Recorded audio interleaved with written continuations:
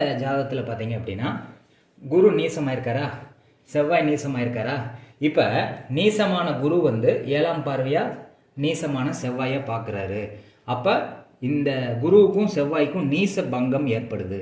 செவ்வாய் குருவை பார்த்து குருவை நீச பங்கம் ஆகுது, குரு செவ்வாய் பார்த்து நீச பங்கம் வந்து 2 கிரகங்களுக்கும் நீச பங்கம் ஏற்படுது. நீச பங்கம் ராஜயோகம் ஏற்படலை, நீசம் வந்து இல்லாமல் போகுது.